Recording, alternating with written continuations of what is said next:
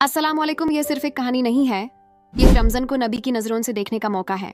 कैसे नबी अपनी भूख से ज्यादा उम्मत की फिक्र करते थे, क्यों उनकी रातों की दुआएं आज भी हमारे लिए रहमत हैं। इस वीडियो को आखिर तक देखिए और जानिए रमज़ान का वो रूहानी राज जो आपका दिल बदल देगा। रमज़ान का चंद नज़र आते ही मदीना का माहौल बदल जाता था, हवाओं में सुकून होता था और नाबी मोहम्मद का चेहरा और ज्यादा नूर से चमक उठता था। ये वो महीना था जिसका नबी पूरे साल इंतजार करते थे। जैसे ही रमज़ान शुरू होता, नबी अपनी जिंदगी का हर पल अल्लाह के लिए वक्फ कर देते।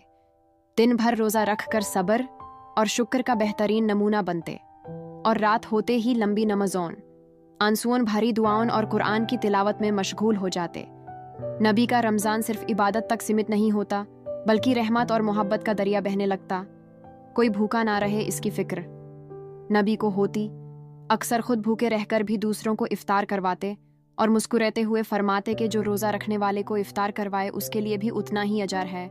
उनका अपना इफ्तार इतना सादा होता कि सिर्फ खजूर और पनी, लेकिन दिल अल्लाह की याद से भरा होता। रमज़ान के आखिरी दिन जैसे जैसे करीब आते, नबी दुनिया से और दूर हो जाते। आखिरी अशरे में इतिकाफ करते, रातों को जग कर अपनी उम्मत के लिए रो रो कर दुआ मांगते। कभी कहते, या अल्लाह मेरी उम्मत को बख्श दे।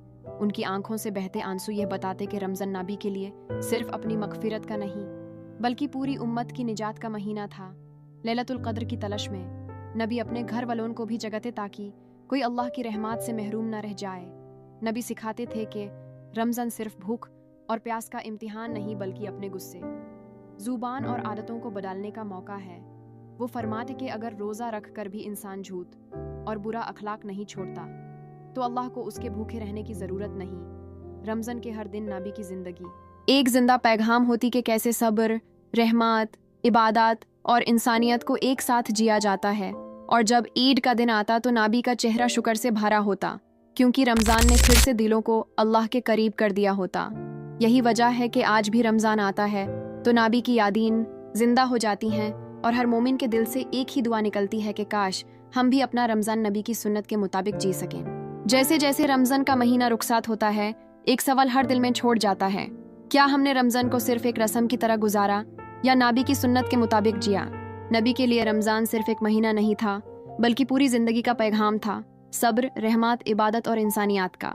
अगर हम सिर्फ थोड़ा सा भी अपनी ज़िंदगी में नबी के रमज़ान को अपना लें तो शायद हमारे दिल भी अल्लाह के और करीब हो जाएं। इस रमज़ान खुद से वादा कीजिए कि यह सिर्फ गुजरेगा नहीं, बल्कि बढ़ेगा, क्योंकि वही रमज़ान कामयाब है जो नबी की सुन्नत से जुट जाए।